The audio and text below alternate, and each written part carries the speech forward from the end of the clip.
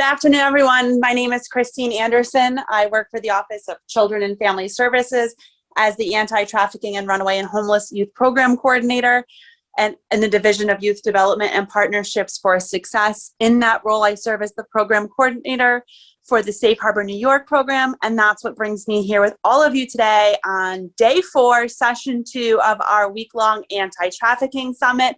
I'm so glad you could all be here today. A few things. This is our last session for the day. Tomorrow there is a session at 12:30. If you have registered for the session, you should have already received your Zoom link. If for some reason you have not, please reach out to us and we will get that to you as soon as possible. If you encounter IT issues during the presentation, you can do one of two things. You can type your IT issue in the chat if you have access, and we will get help to you as soon as possible. Or you can email info@welfareresearch.org, and we will also help you in that way also. All presentations are being recorded and will be posted in both HSLC as well as on our OCFS YouTube channel a few weeks after the event, so be on the lookout for those if you need to watch them again in the future. Certificates of attendance will be issued after Summit by request only. So if you need or would like a certificate of attendance, please email humantrafficking@ocfs.ny.gov, and I will put that in the chat for you. And please, in that email, list out the sessions in which you attended so we can make sure your certificate is accurate. And note that no certificates are issued until after all of Summit is complete, and this does take us a week or two, so please be patient. We promise we will get it to you as soon as we can. Next week, you will also receive a post-Summit survey. Please, please, please take a few minutes to provide us some feedback. We do incorporate it into the work we do to provide you future trainings and meeting sessions and all that jazz. Lastly, all participants are muted during the presentations. Our presenters have 45 minutes to an hour's worth of content, and then there is time at the end for question and answers. You can put questions or comments in the chat box, which is located in the bottom of your screen at any point in time during the presentation, but we will be holding questions until the end. If you don't get to your question, we do have access to the chat after the fact, and we will get you an answer from our presenter as soon as possible. With all of that said, I want to take a few minutes to give you some background about this afternoon's presenter, Ronald Cook Barrett. He is a dynamic speaker who is a lecturer for the New York State Division of Criminal Justice Services, the Middle Atlantic Great Lakes Organized Crime Law Enforcement Network, and the East Coast Gang Investigators Association. He's presented for numerous gang investigator associations all over the United States and has won multiple awards. He's trained over 25,000 law enforcement officers and presented to over 30,000 young people, providing numerous seminars both nationally and internationally, educating communities and law enforcement agencies on identifying and preventing gangs and their effects on the community. He's a certified offender workforce development specialist, focusing on assisting inmate reentry, and certified for thinking for a change specialist and decision point specialist, training clients with transitional services. When I reached out to our folks asking for suggestions on people we could have at Summit, he was the #1 suggested person, and I am thrilled he could be here with us today. Ladies and gentlemen, Cook Barrett. All right, wonderful. Let me get back here. All right, good afternoon, everyone. Thank you very much, and I appreciate the invitation to be part of this week's Human Trafficking Seminar. As you can see on the screen, my information is all there, folks, as far as my email and social media stuff, and obviously our website. So if more information is needed, or if you're in a need for future training, more in-depth trainings and stuff like that, obviously the information is there. I look forward to hearing from you. As was stated earlier at the beginning, this presentation is sort of going to be an infomercial, really, on the topic of what I'm going to present on, because it's so broad. It's such a large topic to try to squeeze into 45 minutes to an hour. I was joking earlier, it's sort of going to be like putting 10 pounds of potatoes in a 5-pound sack. But I'm going to touch on things that I think are going to be very important, things that you'll need to know. You can sort of categorize this as like a Gangs 102. I say that because it's sort of going to be condensed version of a lot of trends, a lot of things that you should be and could be looking for. If you're doing an environmental screen of the areas you're working in, if you're doing a lot of visits and you're in the community a lot, there's going to be a lot of things that, your eyes have to be able to see. And some of the gang influence signs and symbols that I'm going to talk about are just some things that will help you get more educated on this topic of gangs. We're going to talk mainly about a lot of the urban street gangs that we see throughout the state of New York and around the country. I could get very in depth with, talking about triads and talking about cartels and a lot of the bigger gangs that have been around for generations. I will touch on a few of those, but I'm not really going to be able to expand on those because obviously of time constraints. So hopefully within this, 45, 60 to 90 minutes, we can answer the majority of questions you may have about, why kids are getting involved in this, how the intersection of human trafficking and gangs is becoming more prevalent, and trying to stick to that topic. But there are going to be some basic gangs 101, 102 things that I do want to put out there because a lot of people have never had gang trainings. And this will help you understand just the layout of the culture itself. When I say a culture, in 2021, this whole gang culture has turned into just that. It is very glamorized. It is something that is a snap away via media. You can Google anything you want about the gang culture. So mimicking this culture and just dabbling in this culture has become the norm. So we've seen this stretch from the urban inner city areas to suburban and rural areas. It's just, I like to say it's that sexy of a culture because it is very appealing to our young kids. So as I get into this, hopefully we'll answer the majority of questions that you may have by the end. If not, obviously I'll be here to give my opinion on what we're dealing with. Also know that, gang trends regionally, they differ. Some urban areas are more in depth to see a lot of the more intense gang problems. And obviously rural and suburban areas are seeing just the outer fringes of gang involvement. So I look forward to hopefully educating everybody on how you can leave this seminar and have some tools in your tool belt to become better equipped on what you're doing and what you deal with. So once again, Each One Teach One gang prevention, folks, is something I've been doing probably for the last 15 years. Out of 26, 27 years of doing gang work, 15 years of that work was me running a municipality gang prevention program for a city, the city of Albany.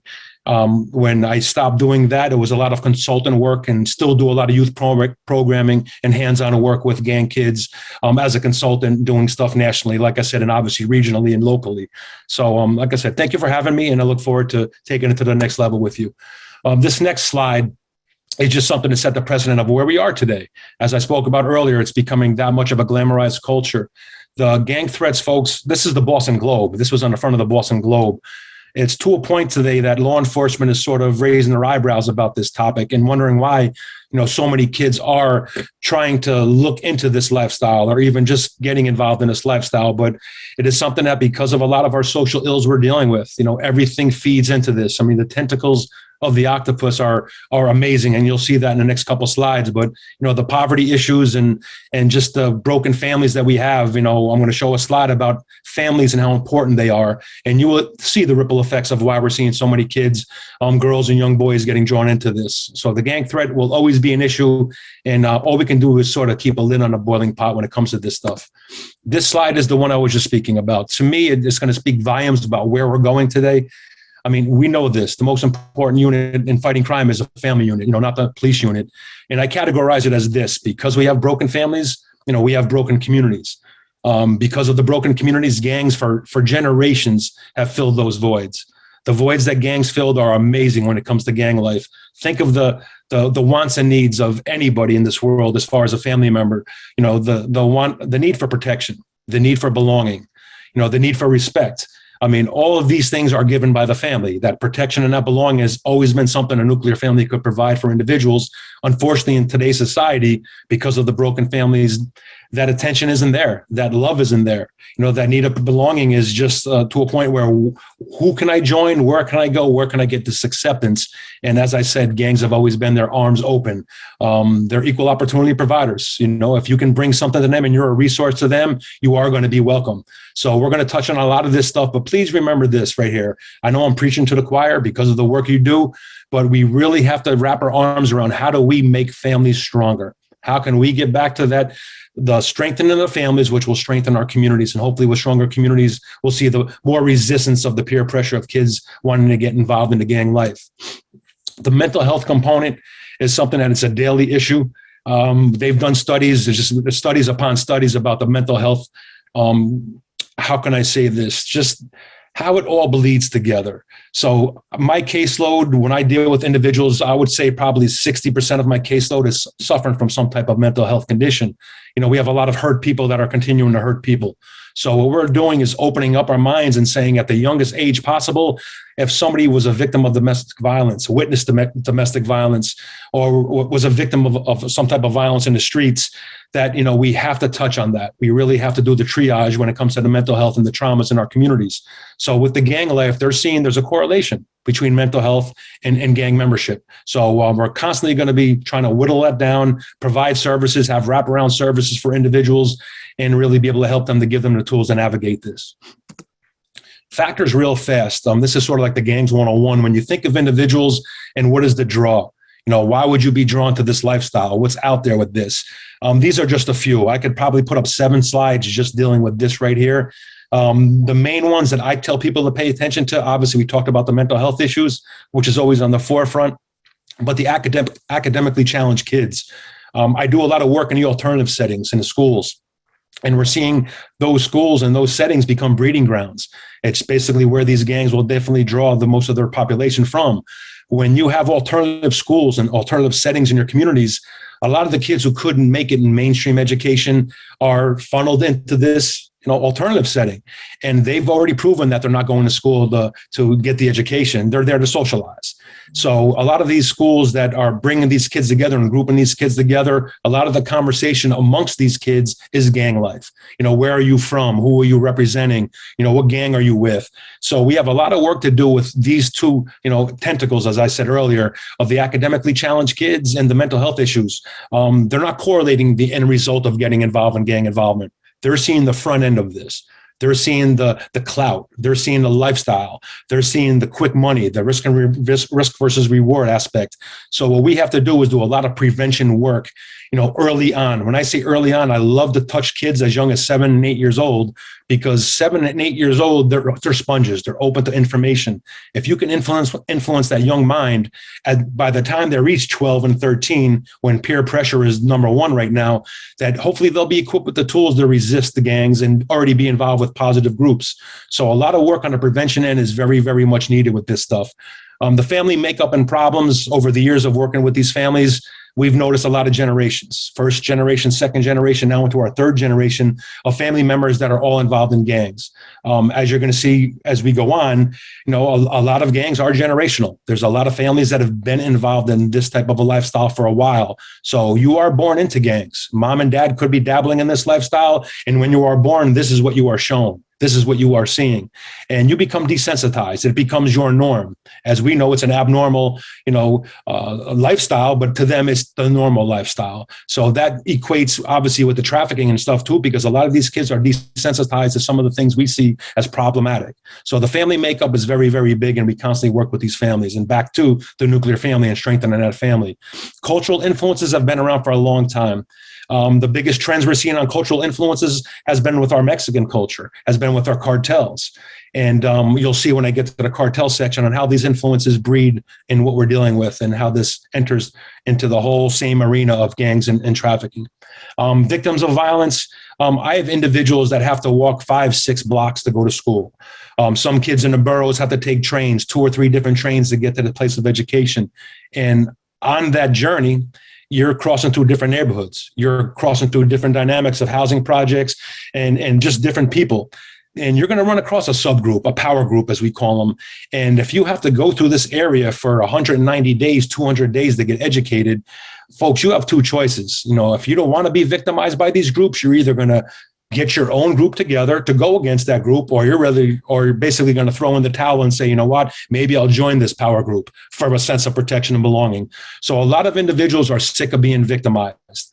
Recently, worked with a young girl who was in the same boat. She was just victimized after victimized after victimized, and she threw in a towel. She said, that's it. I'm going to join. I'm going to be with these guys because, I can't navigate this. There's no way that I can survive in this environment unless I'm a part of this group. So understand your communities. The first thing I say to people that are out here, know your community. Put your finger on the pulse of your community.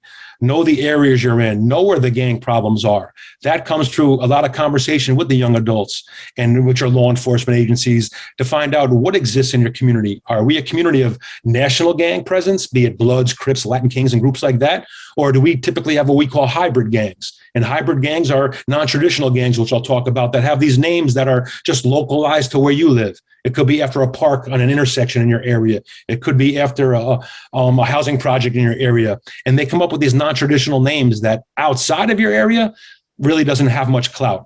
But inside of your community, everybody knows about these groups. So we'll talk about hybrid gangs versus national gangs.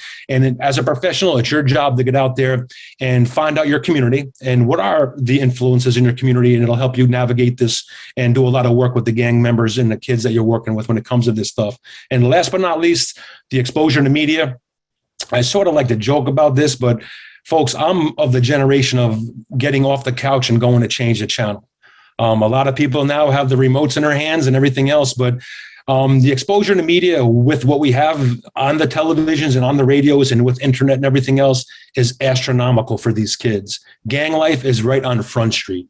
And, I bring up the MTV correlation of growing up in the days of music television, MTV. They had things called music videos. When I turn on MTV these days, I don't see music videos. You have 16 and Pregnant.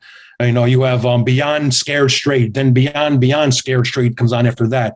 So you have an exposure to this lifestyle today between, Sons of Anarchy and, just the Mayans, and everything you see today with the media is glamorizing a lifestyle that unfortunately we're trying to de-glamorize, but it's being shown as a way to get attention, a way to get props, a way to get that clout. So you're really fighting against a seven-headed dragon out here when it comes to all the factors that are leading these kids to make decisions to join an alternative lifestyle. Now, real quick on identifiers, what I would like you to do is this. Realize as a professional that back in the 90s, and when I say back in the 90s, in New York State, in 1991, 92, and 93 was really the emergence of what we started to see with the whole gang culture being glamorized. Rikers Island and down in New York City was what we call ground zero.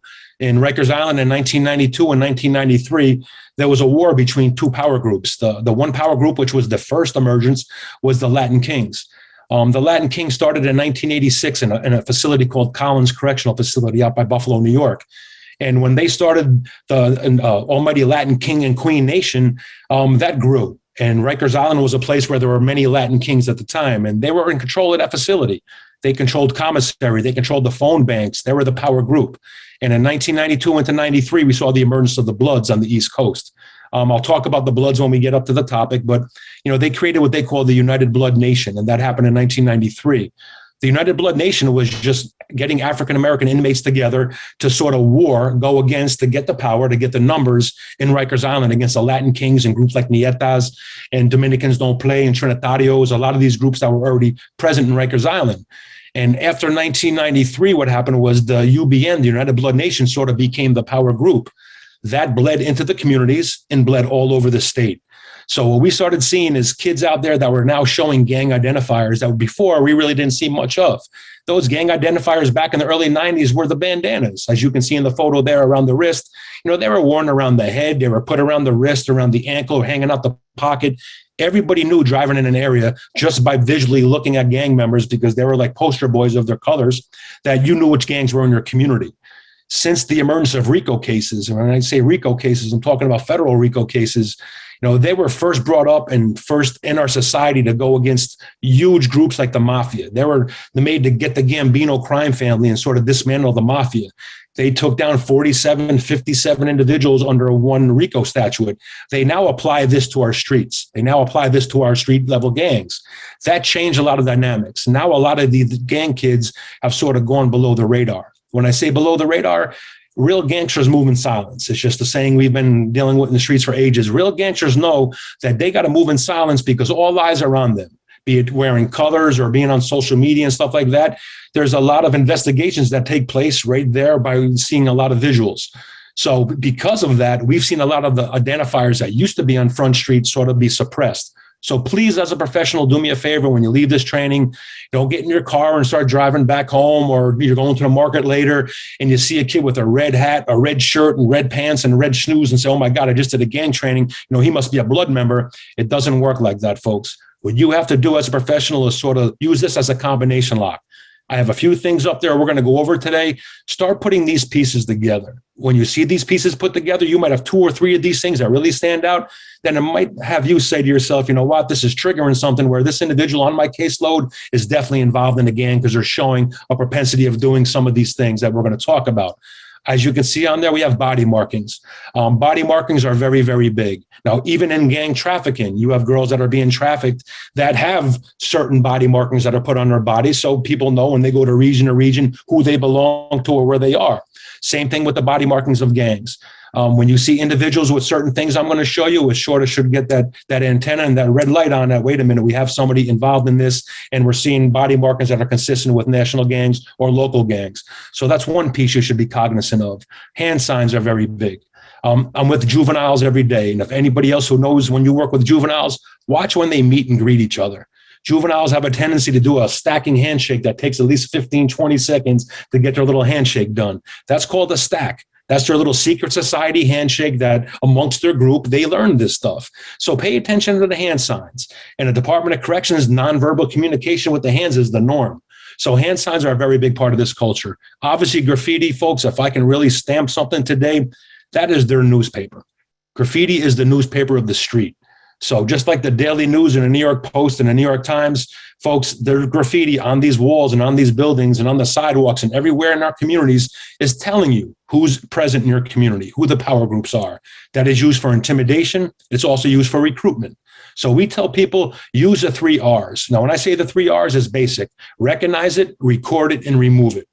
That could happen in your facility. If you have a facility where individuals come in for treatment programs, or they come in for one-on-one assessments, or if they're just coming in for their weekly visit, I tell people that are professionals in your area and in your building, do an assessment of your building. Look at the common areas. Go on the outside of your building and look for some of these signs and symbols that we're going to talk about today, because a lot of this stuff is intimidating and recruiting right in our places of employment.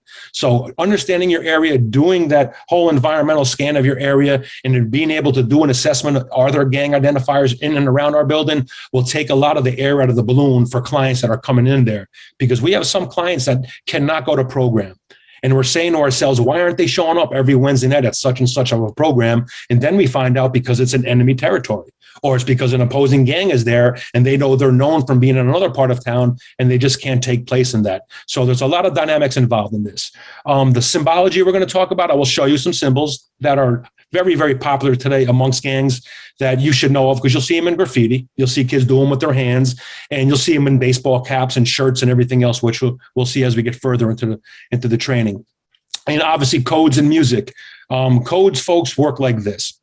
The Department of Corrections, you have inmates that were involved in the gang culture.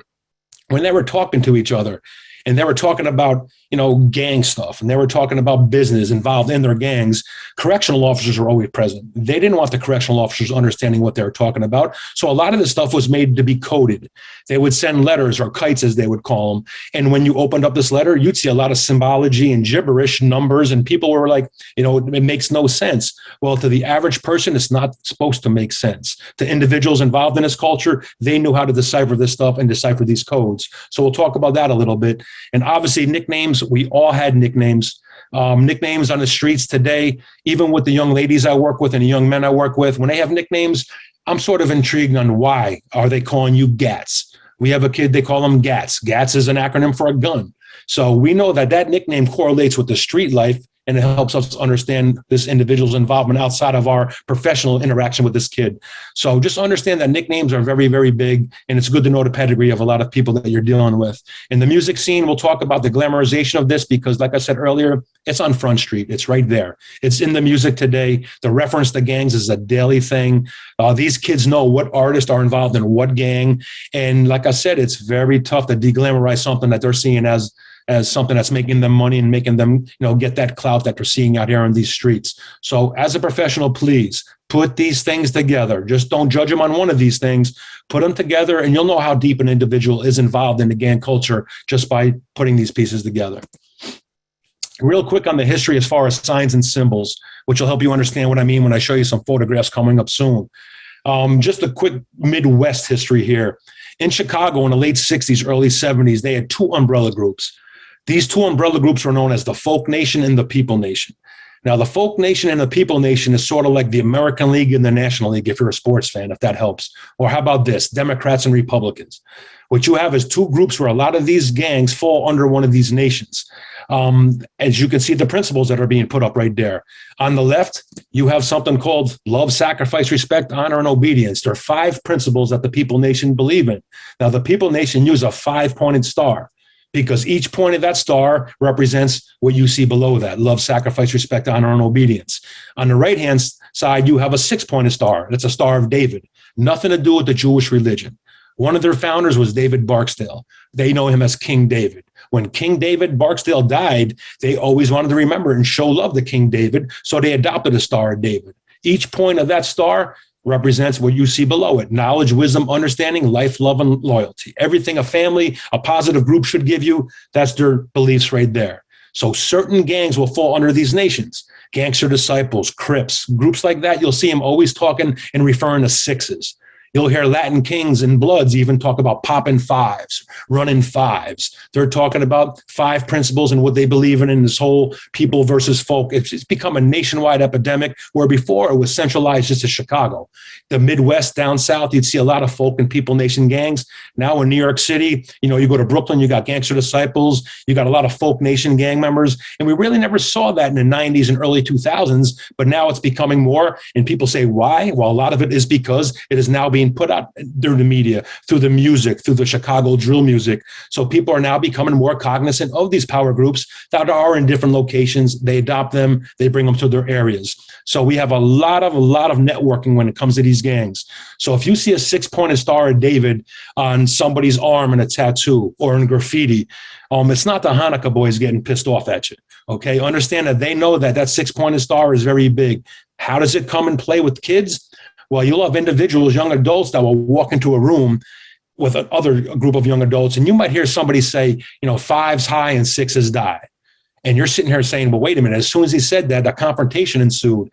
Well, that confrontation ensued because somebody said 5s high and 6s die. That's putting up their gang, their People Nation affiliation, and putting down a Folk Nation group. So a lot of these things through vernacular, because of their history and knowledge of this stuff, will cause confrontations. You also see individuals that you might work with on a caseload that have these things branded on them. Well, that tells you right there where they are, what their affiliation is, and how deep this goes, okay? So a little bit of history goes a long way when it comes to understanding why these signs and symbols seem to be popping up in New York State, and a lot of individuals are talking about 6s and 5s and Folk Nation versus People Nation. So just a little history on the Midwest and how that affects us here on the East Coast.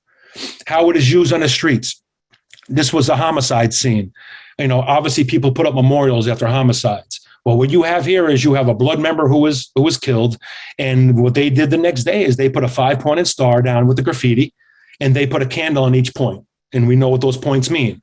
So when you come upon something that you might be doing a home visit in a community, and I just tell people all the time, when you're on the streets and you've got an area that might be gang involved, understand that community meaning this. If you have a home visit to do, and you find out there's a high-profile homicide that happened in that area, understand that they're going to have memorials up. There's going to be a lot of hurt individuals, a lot of people grieving over the loss of one of their comrades. So I just sort of tell people maybe a 24 or 48-hour grace period of letting the dust settle a little bit, let the emotions settle a little bit, and then as a professional, you enter that community and you do the work you're doing, because we've seen confrontations among professionals in communities because the kids are just on high alert. They're upset. Somebody that they love and respected is killed. And these memorials are sort of reflecting that. So be cognizant of why 5s and 6s are out there and why other memorials are out there, and, give them their space, give them their time to grieve. And then as professionals, we go do the work we're doing. But it's an equal playing field when it comes to respect. You're going to see stuff like this just on the physical. Now, on the left, that says crip up or get cut up. Well, that's a message right there that if you're not Crip in that community, then you're going to be victimized of getting cut. Now, in street terminology, the Bloods and the Crips, when they slice people's faces, people talk about it all the time. There's terminology for that. When I say terminology, if a Blood member is going to threaten somebody else, for example, in Rikers Island in 1992 and 93, when they started a war against the Latin Kings, the Bloods were told, in order to be Blood, you have to get a razor blade. You have to get that in a facility. And by getting razor blades into facilities, a lot of them in the correctional facilities would wrap them up and they would lube them and they would boof them or slam them up the rectum. They'd get them inside the facility. They would hang them out to potential clients and they would say, all right, go eat your food. Now, when you hear somebody say, eat your food, you're thinking of a snack, go to dinner, whatever, correct? Well, what you have when a Blood member says, go eat that food, he's talking about harming another individual with that razor blade, slicing him in the face, and catching what they call a $150, 150 or more stitches in their face. Now, the Crips on the flip side will call that drinking your milk. So you might be somebody on your caseload might be upset at you at a point. You might get in a little verbal argument, a disagreement, and they'll say, okay, Mr. Barrett, I'll see you outside. I'm going to drink that milk. Well, if that's a Crip member saying he's going to drink my milk, then I know darn well when I go outside, that individual is looking to slice me in the face. So when it comes down to reading these things, on the right is blood rule, correct? Well, that's on the back of a building. That was a school building.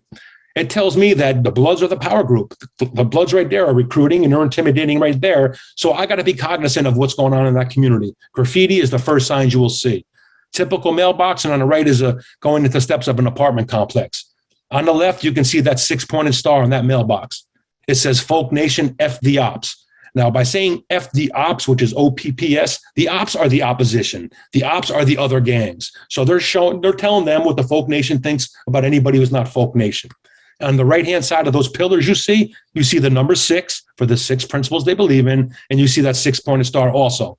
So that tells me as a professional, this community seems to be pro-Folk Nation. There's a lot of individuals involved in this area. So if I have a young lady who seems to be involved in one of these groups and she's not telling me of a gang involvement, but she seems to be, hanging in these areas and posting things on social media about being in these areas, odds are that this girl's involved with the Folk Nation gang because of what we're seeing on the physical environment of the buildings and everything else through graffiti. So please be visual in this field. 187 Crips. Now, 187 is the California Penal Code for murder. Now, that's California. But on the East Coast, because of the music industry, once again, the correlation of music and glamorization, Dr. Dre and Snoop Dogg back in the late 90s had a song where Snoop said a 187 on an undercover cop, basically murder the undercover cop. So if you come upon graffiti and you see those numbers 187, before whatever, this says 187 Crips, that's murder Crips. You might see 187 Bloods, murder Bloods. You might see 187 Mr. Barrett. Well, I better watch myself when I go in that community because the message is being sent. So be able to correlate, the terminology and the codes and what's going on in these streets. On the left-hand side, you have Bloods, 031, MDK, and a hand sign. Now that hand sign, they'll tell you it's a B for blood. They'll tell you it means 031, which is on the bottom, 0 for the unity of the Bloods, 3 for 31 principles they must know, and 1 for one love to have for each other. So when you see graffiti like this, it's intimidating and it's recruiting. So our job as professionals, the 3 R's. Let's recognize this. Let's record it because it's going to become pertinent. And then obviously after we record it, let's remove this within 24 hours. Because if you keep this up there, rival groups will go up to this. They will cross that out. And once somebody crosses out my graffiti, I take that personal. And if they basically are going to put my group down and put their name over my gang, that leads to a confrontation. So just understand what this stuff means on the streets and even in your facility areas and how important it is to stay on top of. This was in a facility where it was a treatment center. And if you look at the top of this desktop, when they asked me to come in and do an assessment of the treatment center, this was the first thing I saw when I walked into the dorm area. This individual came from New York City, as you can see on the bottom right, Southside Jamaica, Queens. Now, underneath that, you see NTG BBA. Well, NTG is 9 Trey Gangsters.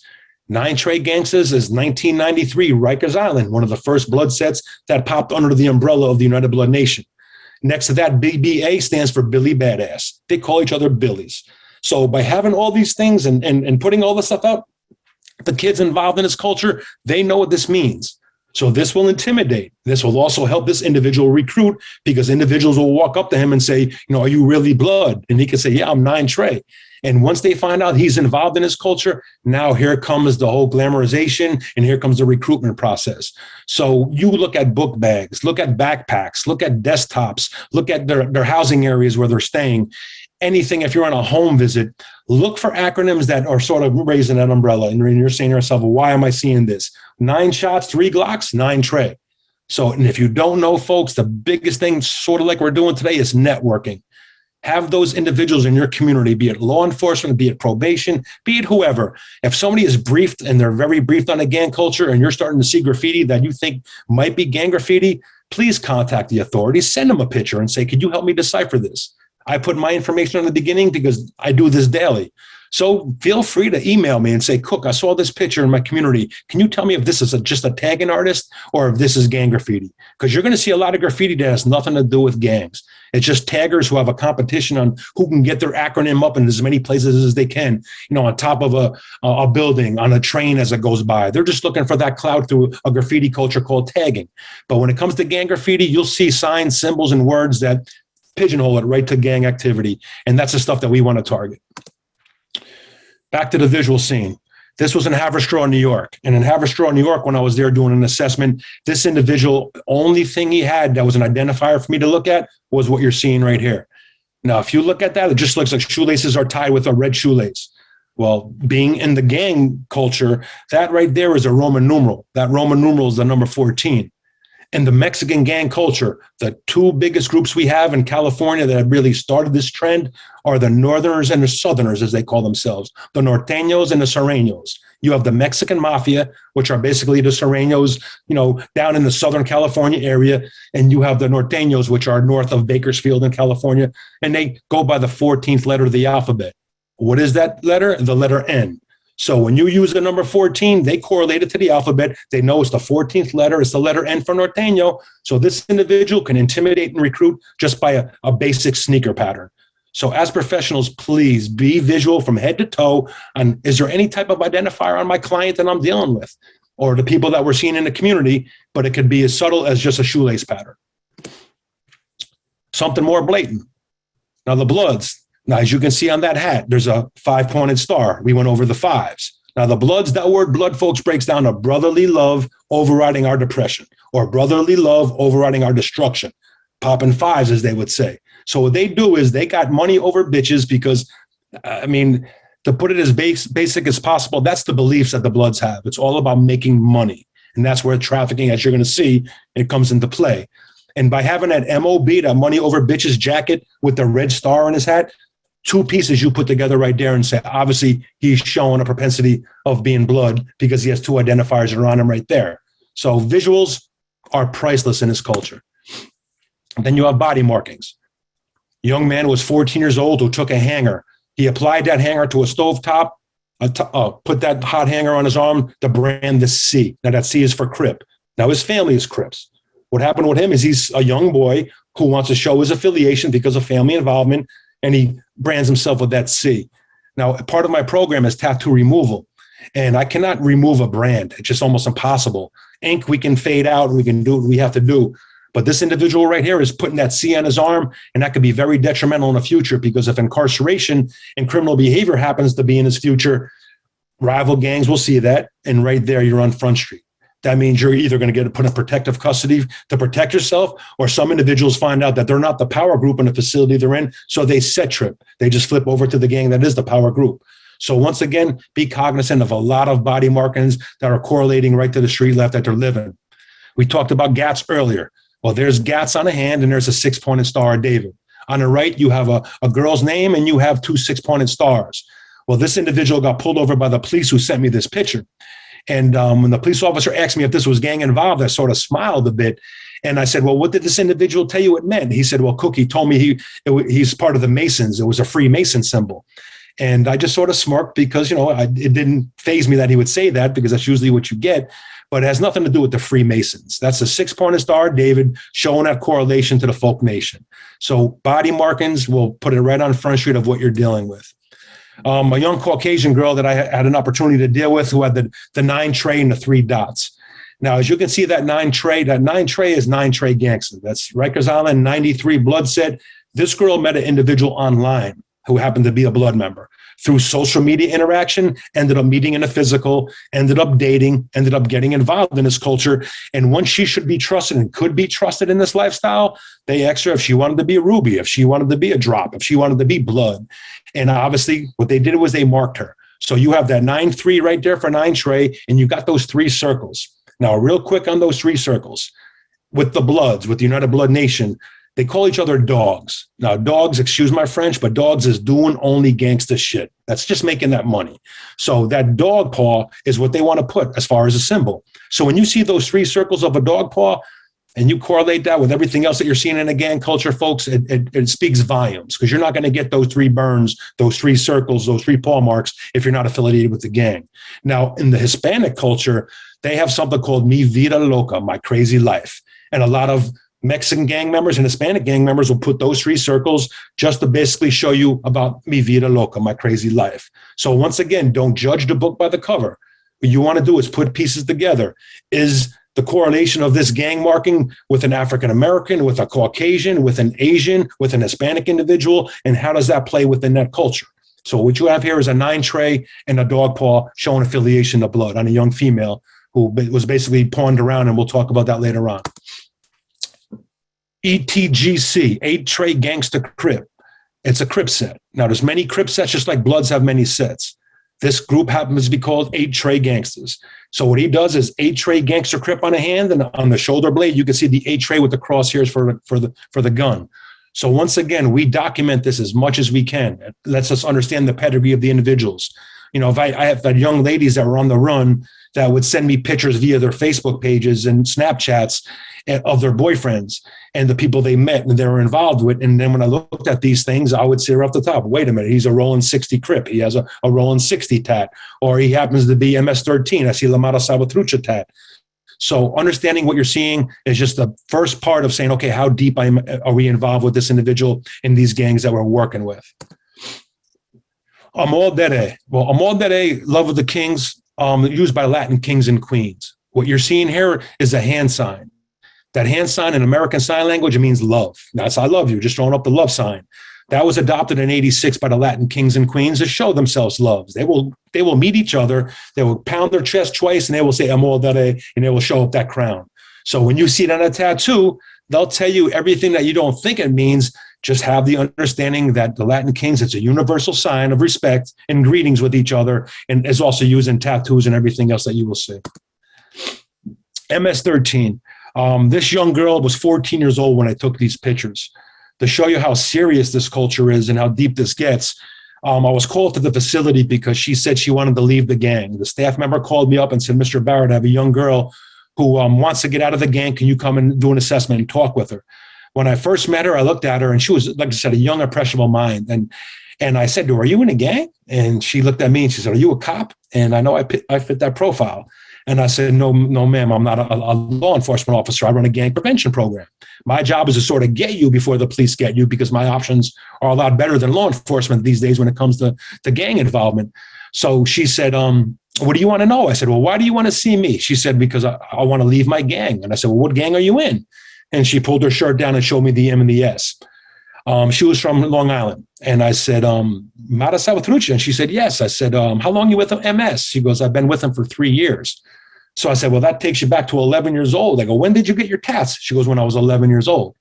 I said, how did you get tatted at 11 years old? She goes, well, I had sex with 4 of the homies. Well, sex with 4 of the gang members.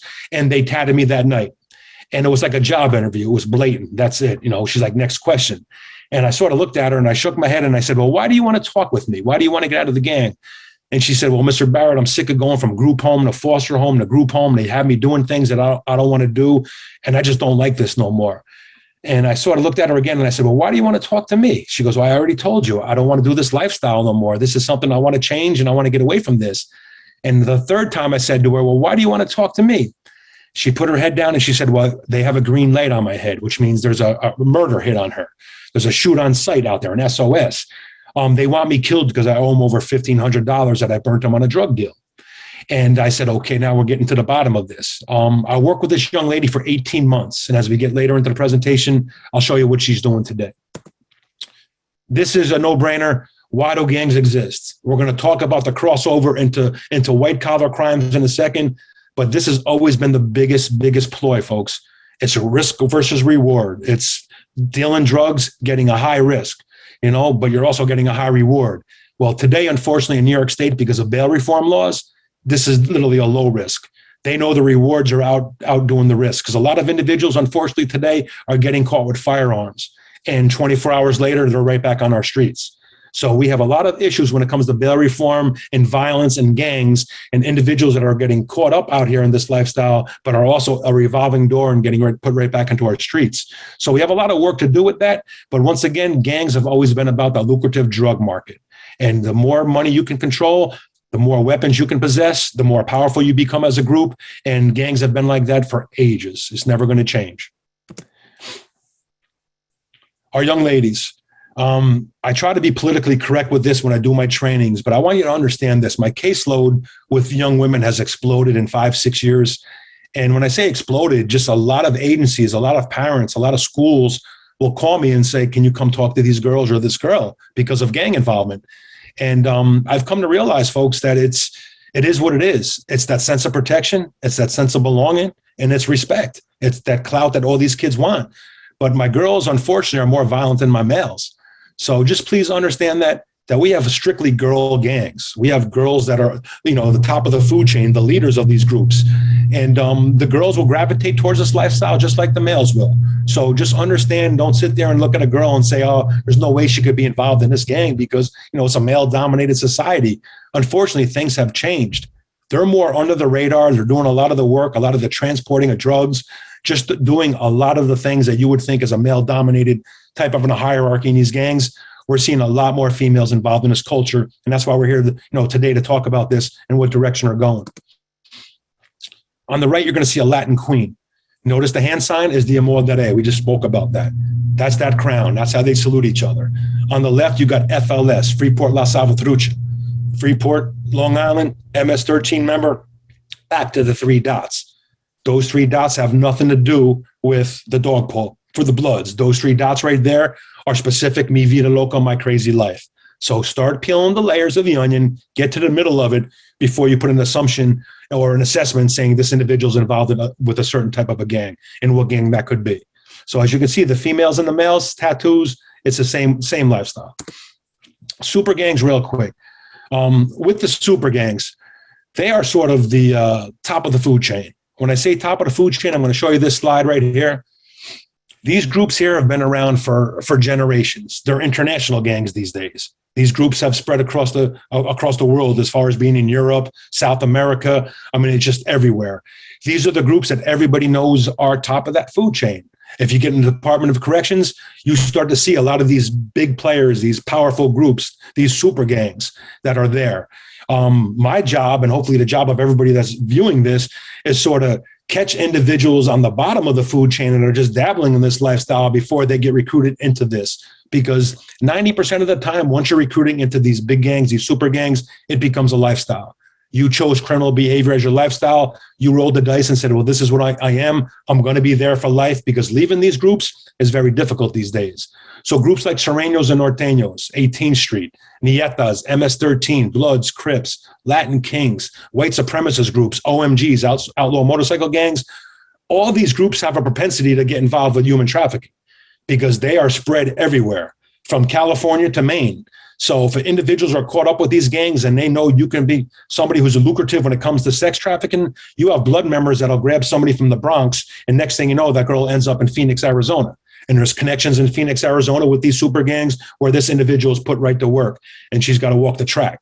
So you got to realize this stuff is everywhere. These are the top of the food chain gangs that these kids all know. It's all in the music. So our job as professionals is to recognize who they're with and what steps that we can take. This was the Five Boroughs of New York City. We did this for the New York Times. They called up and said, can you sort of plot New York City out with some of these super gangs? Now, I said this was 4 to 5 years ago. We have Bloods, Trinitarios, MS-13, Dominicans don't play, and the almighty Latin King and Queen Nation. I would still keep these groups up there, but here we are in 2021. What I would do, I would add Trinitarios, and I would add folk gangs. We have a lot of folk nation now in Brooklyn and in the boroughs. So those super gangs we talked about earlier have now gravitated and navigated into New York City, into the boroughs, because of the population blow up, and it's what we deal with. Now I'm going to say this, and I hope you understand what I'm going to say about this. I'm in Albany, New York. We're 2 hours north of New York City, and we have the influence of these super gangs. And I sort of try to say it's like this: when New York City sneezes, Albany catches a cold. You know, when New York City sneezes, Syracuse, Buffalo, Rochester, Newburgh, everybody catches that cold. So if there's a trend in New York City, be it gang involved, be it fashion, be it food, be it music, folks, it always gravitates upstate. So what we got is an influence in the 5 boroughs of New York City that started in Rikers Island in the early 90s that has basically blossomed across the state of New York, and everybody knows of these groups, and then we know the propensity of the violence with these groups. It speaks for itself right there. I mean, this was just a study done, and if you look at the numbers, the majority, the percentages are the major gang players, the Crips, the Bloods, and the other groups that we're talking about today. So just please understand the dynamics in your community. If you're in Rochester, if you're in Buffalo, if you're in Newburgh, if you're in Poughkeepsie, if you're in Rockland County, if you're in Westchester, understand the communities and understand the influence that they're having in these super gangs' presence, because these are the ones that we're really trying to keep a lid on.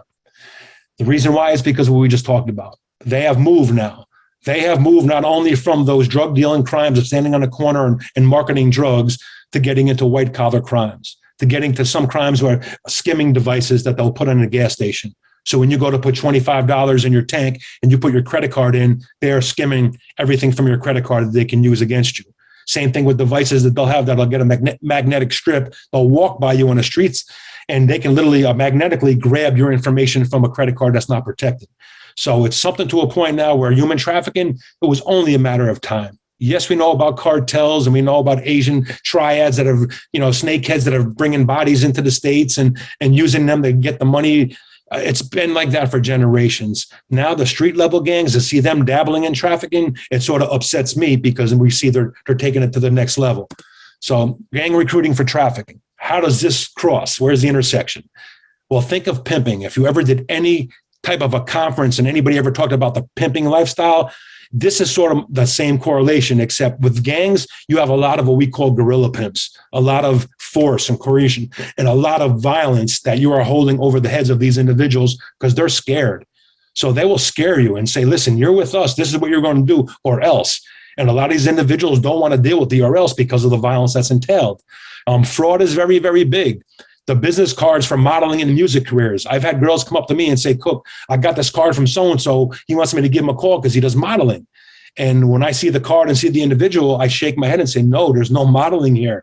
This is the draw to get you. This is sort of the hook. Same thing with the music. Rap music and gangster rap music is at the top when it comes to today's music industry. So a lot of these kids who dream of getting involved in a music career, want to be the next Cardi B's or whatever, they're going to fall for this, and they're going to say, well, what do you want me to do? Well, next Friday I want you to show up at such and such an address, and we're going to talk business. And they get to such and such address, and they find out that there's no business concerning modeling or music. There's a group of individuals there that have a different mindset on what they want to do with this young lady or this young man. So understand that getting you in could be as easy as just lying to you and drawing you in. And once you're in, they got you where they want. The peer pressure, it's been like that for generations. If you're in a community and this is you're surrounded with, and this is your environment, and you don't want to navigate this every day, you just fold and say, I want to join these guys. I'm going to be around them all the time. I'm joining these guys. So that peer pressure has always been there when it comes to gangs. Romance, sort of like the girl I showed you with the 9 tray on her hand, a Caucasian girl. That started off as an internet romance, just meeting somebody online, socially talking, which led to a physical confrontation, which led to physical sex, which led to this guy really likes me. Well, that individual didn't really like her. He knew that she was going to provide something for this group. And that group right there said, let's bring her in. They rocked her a little bit. They got her comfortable. They asked her if she wanted to be down with the gang. They tatted her up. Now she is their property. So that whole romance thing is a false sense of romance. Obviously, family, listen, it's twofold. Family could be, I'm born into this. My family's been involved in this lifestyle for 15 years. My dad was pimping. My brother's in the gang and he's into the sex trades. So my family, basically, we just get girls and this is what we do for a living. It's our family business, is the sex trade. On the flip side of the family is that girl or that boy saying, man, I don't have no love. I have nobody in my community. I don't have my family. I've been on my own in foster homes and group homes. I'm a runaway. I'm looking for that sense of protection and belonging. And that gang is saying, here we are. Come with us. We have everything you want. We'll take care of you. So that family is a very tricky word. But all these things are ways that the gangs will say, listen, we got you. And once they get you, they really start focusing on what they really wanted to get you for. And that is this stuff we're seeing right here. Most of the stuff we're seeing, obviously, just like pimping, is a solicitation of sex and prostitution. I mean, money to be made. That supply and demand in this field is simply amazing. So they know if they can get a group of girls involved in this, and they can get them out there on that track and working that's constant money. And then comes the addiction of drugs and everything else that they're doing with these young kids and these young girls and these young boys. And what they do is, through the drug addiction, they have them where they want them. They'll supply them with everything to desensitize the pain or the traumas you're dealing with, as long as you keep that money coming back through. So the prostitution and sex trade, unfortunately, in our country is astronomical, and the gangs know that. So why not tap into that? And they're basically mimicking what we're seeing with the pimping game, which has been around for generations. In the middle, you have drug transportation and drug mules. Basic. When I get into drugs at the end of this training, you're going to see the correlation between drugs and the money to be made. So they'll have kids who will be in Albany, New York. They'll get them involved in a certain gang. They'll get a young lady and say, listen, I want you to take these packages. We're going to jump on this bus, or you're going to go on this Amtrak. You're going to go down to Staten Island and meet a friend of mine in Staten Island. She goes to Staten Island. She brings the package. She's hit off with some good money. She gets brought back to the area. She goes back to see her man. She gives him the money. He hits her off with a $500, $600 cash. She knows darn well nobody else is going to give her $600, $500 for something like this. So the next day, she's more than willing to do the same thing. As she gets deeper into muling and drug transportation, now come the issues we got to talk about. That's when she starts getting sent to places and they expect sex when she gets there. Besides giving the drugs, they want her to have run a train with 5 of the guys that are there. And she's not going to say no, because once again, here comes that gorilla pimp mindset where you're going to be forced and intimidated, where this is what you're going to do because you're with us. And a lot of these kids don't have that self-esteem, or they are just so scared, they will do what they have to do to get along. They go along to get along with this. So drug transportation and muling has been around forever, and it's used more and more by gangs when it comes to the trafficking stuff. And obviously, the infiltrate and sex with rival gangs, it's a no-brainer. If I have a young girl who is attractive, we have her under our umbrella in our gang. And we know of a local rival gang that I want to find out they're sitting on a stash house. They're sitting on large amounts of money and drugs. I've been hearing a lot about them. Well, I want to find out where they're keeping these drugs. Maybe we can do a home invasion one day and we can get everything that they have, because this is the competition that we have. So what do is we get our girl on social media. She starts flirting with these guys. Next thing you know, the invitation is sent. She ends up infiltrating this other rival gang. And before you know it, she's involved in a lot deeper things than you would think. A lot of these girls will carry weapons. And when it comes to sex with rival gangs, besides just getting trade secrets and finding out where things are, a lot of them will harm these gang members, because that was the sort of the mission that they were put on by that gang. When you go to such and such house, give so-and-so $150, or make sure you stab so-and-so, or try to do this or shoot this one. So that whole infiltration with rival gangs has been going on. It's something that they use a lot of our girls to do, because a lot of these guys feel, hey, it's just an invitation for sex. We don't know this girl. Let's have her over and we do what we have to do. But then again, there's an ulterior motive of why this girl is with a specific gang. Information is being taken and shared, which leads to more rivals and more violence amongst these groups. The cartel scene.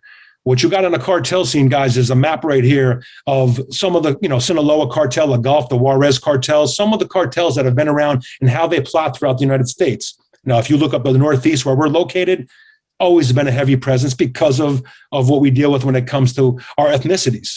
The big Hispanic population that is in Queens, New York, in Brooklyn, in certain areas where there's money to be made. So these individuals are plotted all around the country in a lot of metropolitan areas. Now, the trafficking areas got crazy because this was in Rockland County.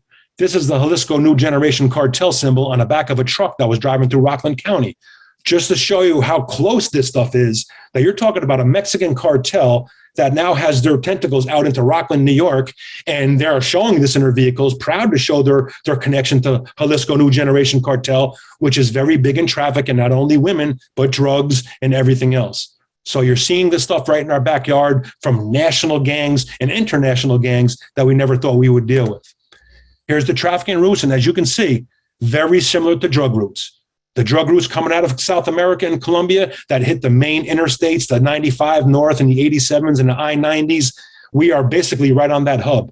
New York State is a perfect location by Massachusetts, by Canada. I mean, we are just in a perfect location for activity like this. So as you can see, trafficking routes with the kids, same thing. They'll send you to these big cities. They got their tentacles already in these big cities with group members who are very seasoned on running these crews. And what they do is they put people to work. And before you know it, you're being trafficked from LA. Next thing you know, you're ending up in Dallas. After 2 months in Dallas, they have you in Atlanta. So it's something that's out there, will always be out there, but we got to be cognizant of these routes and that we are on the main corridor of these routes. The red team, real fast. We talked about it earlier. I told you about 1993 Rikers Island. When they created the United Blood Nation, you had a number of subsets. Now, when I say sets, each borough has different sets. You know, each area of town has different sets. These were the big ones under the UBN. These were all United Blood Nation sets from the Bronx, Brooklyn, Queens, Staten Island, Manhattan. And now you can see we also have aliases. So you have groups like the 9 Trey Gangsters that we just talked about. Well, their alias is BBA. We showed you on that graffiti, Billy Badass. So if you see a young lady come in and she has a tattoo that says Billy Badass, and you ask her, you know, what's with the Billy Badass tattoo? And she says, oh, it's my uncle. You know, he passed away. That was my favorite uncle, so I'm always going to remember him by tatting him. No. You're not going to have Blazing Billy, Freaky Ty, Frank Nitty, Diamond G, all these acronyms unless you're made into these sets, that you're accepted into these groups. So once again, as far as being visual, look at graffiti, listen to them talk. If you hear somebody talking about being a 5'9" brim, you know, this is opening up that their connection to the United Blood Nation is there.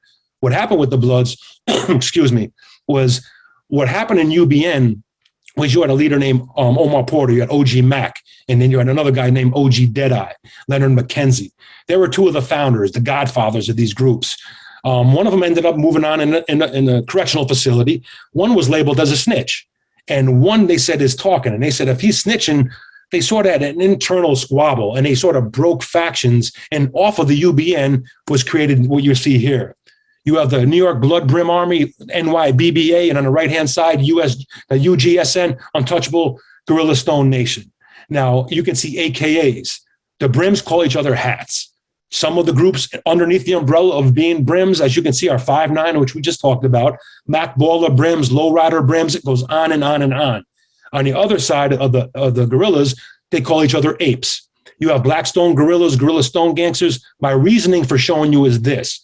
If you're involved with somebody who might be dabbling into this lifestyle, this is important to know. Are they under one of these umbrella groups, which are very, very, very strong? As you can see for the Guerrilla Stones, they call these their branches, they call them caves. They're not going to use that C because of Crips. They call them caves. So you might hear a vernacular and people talking about, oh, I'm with this cave or so-and-so from that cave gave me a call. That's, once again, you should put up that antenna and say, they're talking about, gang-involved terminology, and it can help you be better at what you're doing when it comes to your job. So hats and apes are very big in New York State, basically all over the East Coast these days. And all these specific sets are different groups of these Bloods that are either in all of our prison facilities, all of our areas from Rochester, Buffalo, you name it, folks. They are the top of the food chain when it comes to the Bloods. And the reason why I sort of pay attention to the red group a lot, meaning Bloods a lot, is because of where they moved. And this is why we're here this week. They've moved into this stuff when it comes to sex trafficking.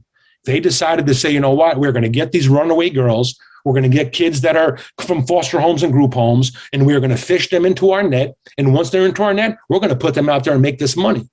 So you have urban gangs that never dabbled in this stuff now becoming forefront on trafficking. So that's your intersection.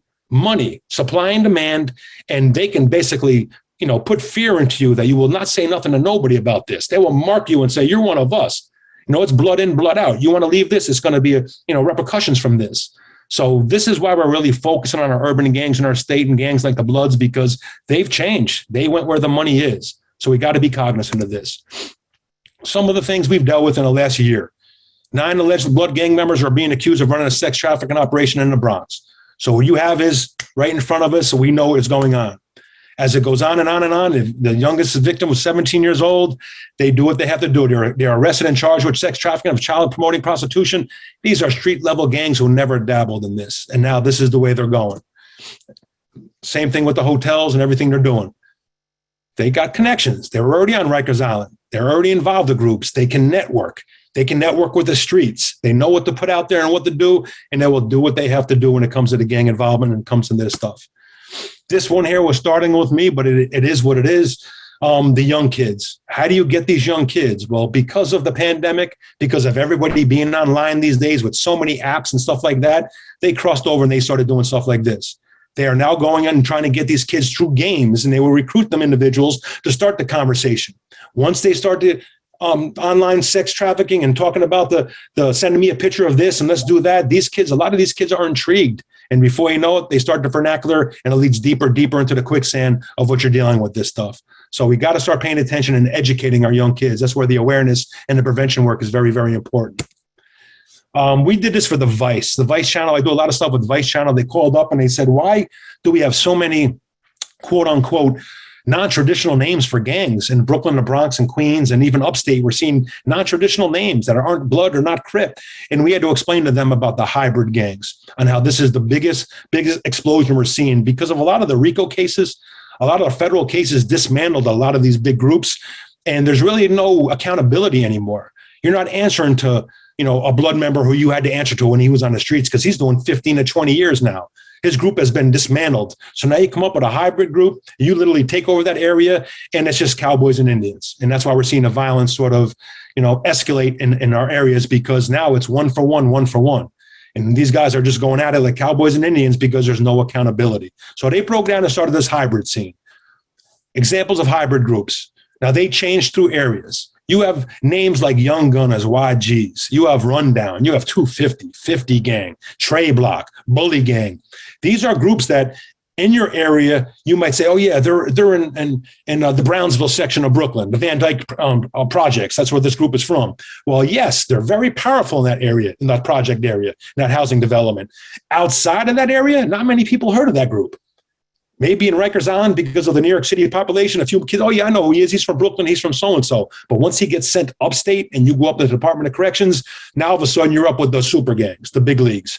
So what we try to do is target kids that are starting with these hybrid small groups in the communities, try to get to these kids now, change that mindset so they don't get absorbed into the big leagues. So do me a favor as professionals, talk to your clients. Talk to the school security officers, your local law enforcement. Ask them what hybrid gangs exist in our community, be it New Rochelle, be it Mount Vernon, wherever you are. Ask them what groups do we have in our community. And once they give you these lists, hold on to the database that a little bit and put it on the side, because I guarantee you're going to hear these names with your population. These kids will talk about these groups, about the intimidation and the recruiting that's going on with these groups. So they're called hybrid gangs. Social media. Social media became, how can I say, the number one recruiting tool for gangs. My generation, being my age and over, a lot of these things were foreign to me. The new generation teaches me every day about social media. I just tell professionals, utilize this for your work. When I say utilize this stuff, one of the trainings I do is for parents and staffs on this. These are just 15 apps that every parent should know about. Yes, you heard of TikTok, Snapchat, but ask a parent about Meet Me. Ask them what they know about Whisper. Ask them what they know about Hot or Not. And a lot of parents are like, I have no idea what you're talking about. We have to educate our educators and educate our parents on what these apps are doing with our kids and how gangs are utilizing these apps to sort of draw the attention of these kids. So back to social media, the number one draw today is via social media. And this is what we have to educate. You have to be cognizant of this. You have to be educated. And as a parent, you have to parent your child when it comes to social media. Most of these kids have no accountability when it comes to a parent. So they're just freestyling on this stuff every darn day. So we're educating the most we can when it comes to these type of apps. And how do these apps work? Well, Messenger. Everybody has Messenger. Everybody is texting. I am constantly being shown texts from girls. They're, Cook, this is what so-and-so sent me. Oh, yeah, Cook, this is what this means. They're proud to show me what this means.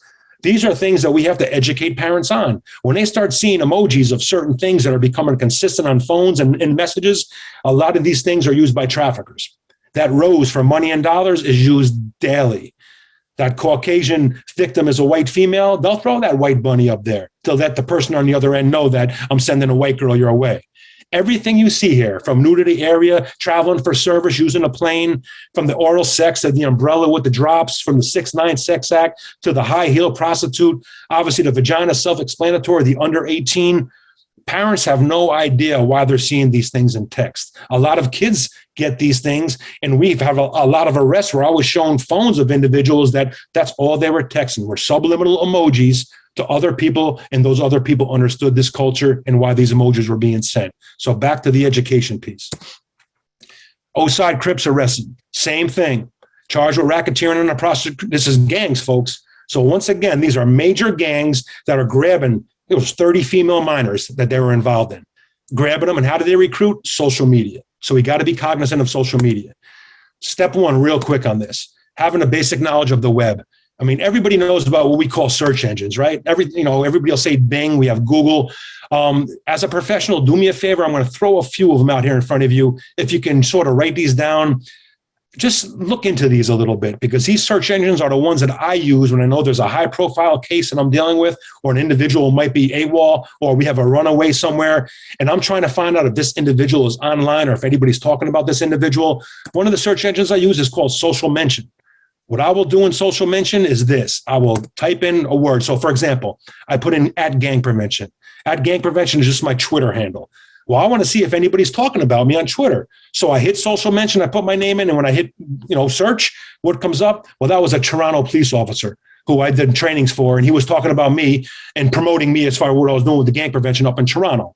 So it's that easy. You can put up an acronym of a kid, you can put up an event that might have happened, a shooting, and let these, search engines do the work for you. Another good one is Topsy. It's powered by tweets. Now, I'm putting tweets up here a lot, folks, because Twitter is the way to go with a lot of our groups. It is quick. It's 140, 165, boom, boom, boom, boom. You get it. You got what you want, and it's in and out. So Topsy is another good one. Twas is another good one. Perfect search engine to start looking and exploring. It used to be called Currently, now it's called Social Searcher. You put the topic in. So I was in Richmond, Virginia doing a training. I put in Richmond Crips. As soon as I put that in, flowing and flowing and flowing of people talking about Richmond Crips.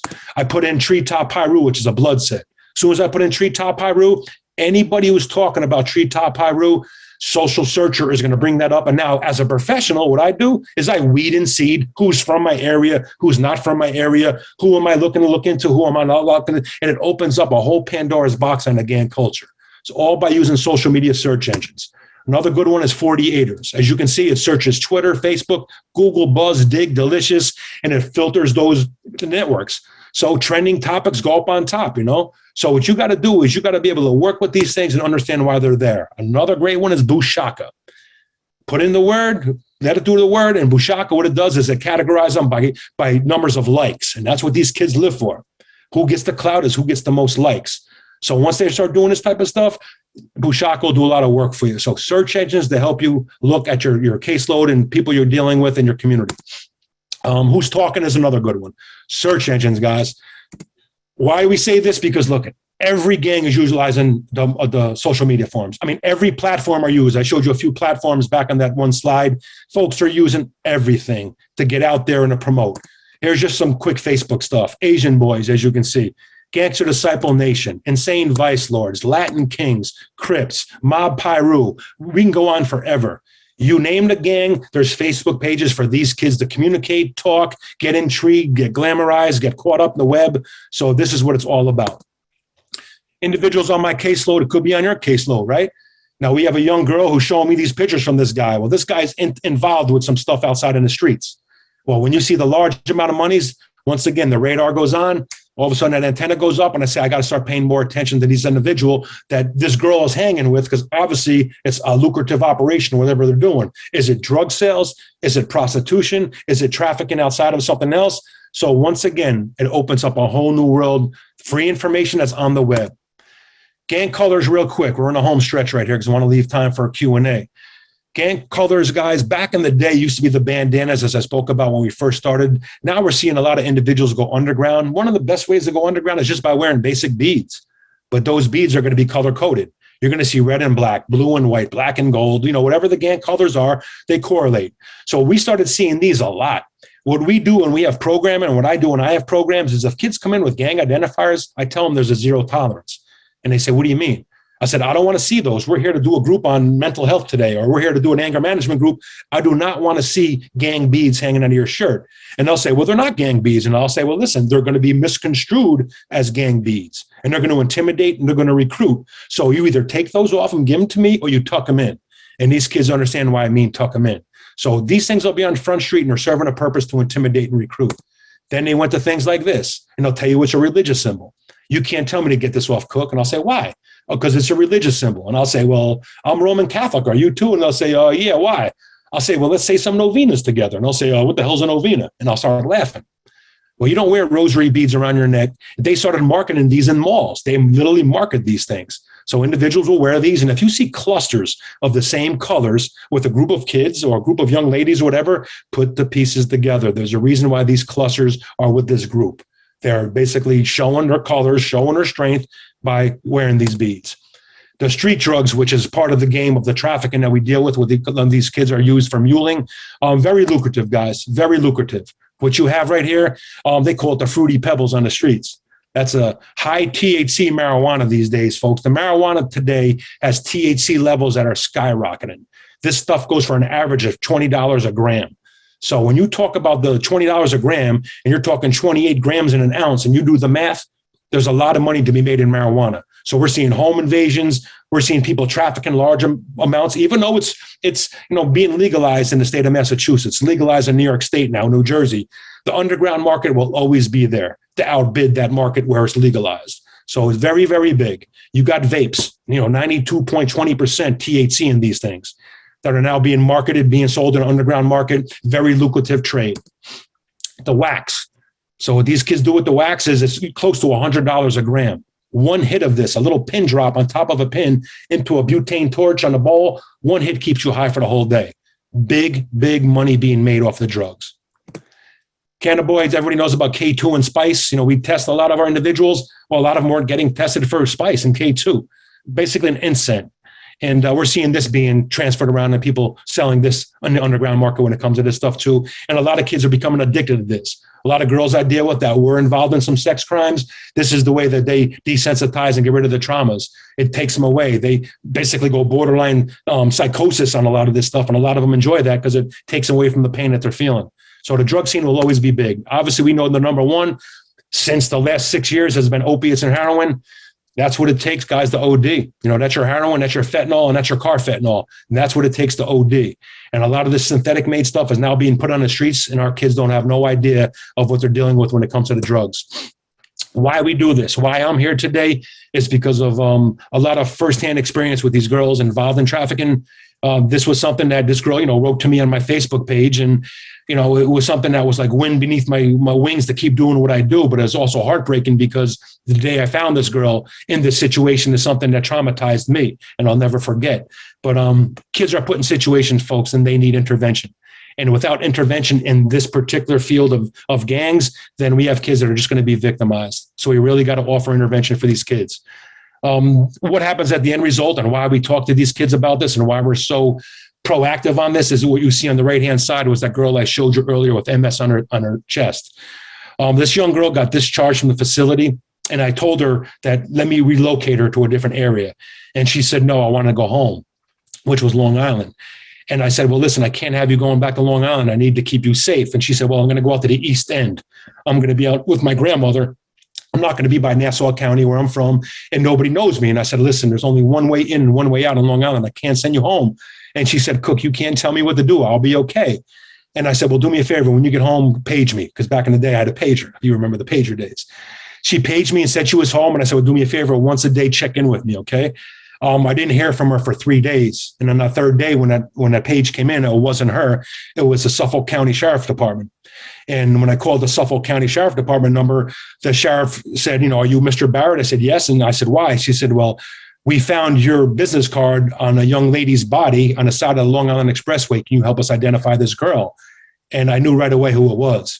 Folks, this group, this gang, this family that this girl was involved with literally put a single shot in the back of her head and dumped her on the LIE because they thought she was snitching. She owed her money. They just didn't like the way this was going. So individuals got to know this. Like on the left is your Latin Kings. They have your social security number.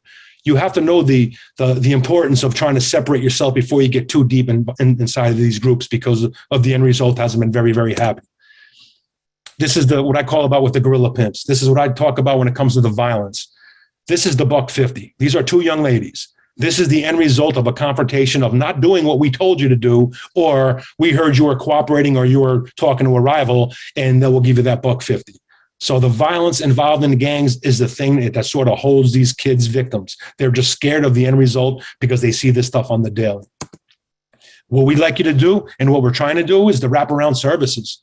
You have individuals involved in this culture. What we like to do is say, okay, we're doing tattoo removal. It's a very, very pricey thing, but I get it done pro bono. So if it takes getting that neck plaque off your neck or those gang symbols off your hand in order to get you employable or to be able to have you erase that past life so you can continue your new life, we have to do tattoo removal. The anger management and the substance abuse is becoming more and more prevalent because you have a lot of, like I said earlier, hurt people hurting people. So when it comes to the kids that we deal with, when it becomes trafficked and they're basically end up victims of trafficking, we know there's a lot of mental health self-treatment that I cannot provide, that we must be able to reach out into our community. But once again, be cognizant of where you're sending these kids. Is it a safe haven where they're going for this treatment, or is it an area that's going to be detrimental? So you really have to, once again, put your finger on a pulse of what's going on in your communities. And the resources roles. I mean, my job is a network. Your job is a network. Today we are networking. So what do we have to assist the kids, to assist the families in our communities? One of the best things I found probably in the last, 2 years, which I'll show you in the next slide, is what Greyhound is doing. But the mental health piece was something I just spoke about, becomes more and more necessary. A lot of these kids sort of put their guard up and say, no, I'm good. Well, you're not good. So we got to do everything from post-traumatic stress disorder to violent offender counseling, just hitting these kids with this stuff because they're holding on to a lot of things that are being very harmful to them. And like I said, this was the big thing that's been a savior to me. I just got a girl from Des Moines, Iowa, who's from Brooklyn, who called me, and she needed to get back from Des Moines, Iowa, where she was sent by a gang, and she had no way to get home, and she was scared. Well, thank God, because of Greyhound offering free rides home, we could connect this. We could get her a ticket. 2 days later, she's back in the Bronx, and we're starting to work we can do. So we look for resources. Know what resources are out here with these kids that feel, I have nowhere to go. How can I get here? How can I get there? And resources in the community are abundant once you start tapping into them. We talked about the tattoo removal. It's necessary. It's necessary to erase this past life, to erase everything that I was doing, the reminders of what I was doing, and we got to get them ready to be employable a lot. So the tattoo removal is becoming more and more prevalent. And obviously, plan of action. What is your plan of action with this individual, with this young girl, this young boy, or this young adult? Do you have a plan? And what are going to be the part A, B's, and C's of this if the first plan doesn't work? So we're constantly wrapping our arms around this and saying, how do we minimize the risk so we don't have more and more harm? And obviously, folks, this is my motto. I mean, my program is called Each One, Teach One for a reason. Everybody who's listening to me, I think we have 104 right now. You 104 are all we call change agents. I thank you very much for what you're doing with these kids and these young adults and these older adults. Folks, we need this. If you can grab one, bring them to your side and get them to right where you need to be, that is a win-win. So each one, teach one. We can just stay in our lane. We're all in a specific lane. Just stay in your lane and offer the help you can help and the triage you can help. And we're going to make waves in this, okay? Real quick on this. My information on the end. My email and everything else. If there's anything outside of this little forum we just did where I can help you to get more in-depth in training, or you have questions to ask me, please get a hold of me. We're all in the same game. But as I just said, we play different positions. So I appreciate your time. I'm going to hang out, and Christine is going to hit me with some chats if there's some chats there. But once again, stay blessed, stay in touch, and God bless everybody. Yes, thank you so very much. We do have some questions. I don't want to hold him up, but there are some in the chat, so I want to make sure we get to those. First of all, there's so many compliments about this being such an amazing, informative training, so I want to make sure you get that feedback because I couldn't agree more. So let's just dive right in. Are those who support youth trapped in, are those who support youth in support agencies who help are they in danger? The people, so our service providers who are assisting youth who have gang affiliations, does that put them in danger, in your opinion? I mean, what I do when I do my trainings with agencies is express your concerns. You're a service provider. A lot of these individuals, and when it comes to gangs, it's all inter-gang. A lot of these individuals don't want to harm, quote unquote, the civilian because it brings more attention to what they're doing. So as long as you have if you're doing a home visit, have your documentation, have your lapel, your ID, have that out in Front Street. Let them know you're here to provide a service. They'll respect you for that. I have rarely seen confrontations between the layperson, the professional, and gang members because they were providing a service. Now, if you're delving so deep into someone's lifestyle and some of the intricacies of that gang, they might think that, number one, you might go somewhere with this information. I've seen some verbal threats be thrown out on individuals, watch where you go with this, watch where you go with that. But a lot of it is just that. It's just a verbal threat to try to scare you from going deeper into what you should be doing. But please, as a professional, don't be intimidated by this. You're a service provider. You're providing a service. Continue to do that. Just be professional and smart enough to dabble where you should dabble and don't tread where you shouldn't tread. That's where parameters come. Where now, if you think it's too big for you to handle, contact law enforcement. Make them aware of what's going on. Let them handle the next steps. So just know where you're going with this. Great, good point. The next question is, we know that now gangs are using social media to recruit. What is law enforcement doing to help make this harder? And how can we strengthen families before they even get to that point? I think that's an important element, as we talked about from the beginning. Obviously, it's a very deep dive, so maybe just a couple tips and tricks. Well, I mean, we spend so much time providing programs for youth. We have to start getting heavy-handed on some programs for parents. Parents need a lot more help. A lot of them are ill-equipped with handling, number one, the gang component, the peer pressure with their kids, and even parenting 101 is hard for a lot of these parents. So offering more services for parents, engage them in a lot of trainings, engage them and give them some skills and some things to be able to go out here and be a parent. Because a lot of them were young parents. A lot of them weren't equipped with a lot of the skills and tools necessary. So to me, the biggest thing with the families is start putting more resources into the family itself, not just the individual. And as far as social media, I mean, law enforcement daily has analysts all over the state that their job is to look at social media, try to track social media, try to highlight some of these things that gangs are doing so they can do the suppression end of this stuff. So when it comes to gangs, there's prevention, there's intervention, and there's suppression. I look at myself as somebody on the front end. I do prevention and intervention with these gang kids. The suppression is usually done by law enforcement. So let them play their role, and they can curtail a lot of this stuff on social media by identifying it and then nipping at the bud. But this world of social media is becoming more and more lucrative, that when one app gets noticed and gangs know that they're highlighted and they're looking at one app, they flip to the other side and they find another app to conduct their business. So it's a constant cat and mouse game. Yeah, and I actually was thinking about that earlier when you put up the screenshot of the different emojis and what they mean. I have a teenager, so and I like to think I'm pretty cool. She'll tell you otherwise, but we know that once young people today are smart, right? I mean, they don't always make the smartest choices, as we know, but the minute they feel like adults are catching on to either the slang they're using, the emojis they're using, they switch it up like that. So are there any tips or tricks you have? And this is just, I guess, for myself, both as a parent and someone who is passionate about the work we do, to keep up, to try to keep up. I mean, I know there's no way to be necessarily at the forefront always, but to try to keep up with those changing trends. Obviously networking is very big, talking to individuals who might have come across something that you don't know about. So networking is always number one, and be naive. I mean, I have a daughter too, who's 16, about to be 17. I'm just very naive, even though I know it. I'm like, honey, tell me what's this about? Or I heard about this. And these kids take pride in being able to, talk to the older person, the parent, and educate the parent on what's going on. So just be an open book. Tell them, you're just intrigued about, you heard about this, or a friend at work called and said her daughter or her son was with so-and-so. What is that? And they're going to love to explain it. Aha, I know this, you don't type of a mindset. So it just opens up and educates you. Yes. There's one more question that I think we're going to be able to get to, and that is, Do you have any statistics about the correlation between gangs and human trafficking? And if so, where can we find those sources? I mean, I don't have nothing right in front of me. I mean, if you hit me up offline, I have resources. I can connect you to the resources who can do that work for you to get more of a numbers. They're more on the national scale than like a New York State scale. You know, hopefully New York State can start focusing more on this issue so we can get some regional numbers, which will help us focus on where we need to do our work. But, you know, you're dealing with a lot of communities, number one, that are still in denial that there's even gang presence. And a lot of agencies and a lot of people don't even want to mention that gang word. You know, there's a lot of denial. So we have to get over that first. And then once we get over that and understand that the gangs and the trafficking is working hand in hand, then we can sink our teeth into some of these stats and some of these regions and areas and say, this is where we need to concentrate our work on more. So it's going to be baby steps until we get there. But yeah, if they hit me offline, I got a few resources nationally that they can tap into. Regionally, I think New York State needs to do a lot more work, and hopefully we're working on that. I can say that OCFS is, well, I will take this question because I do think it's important.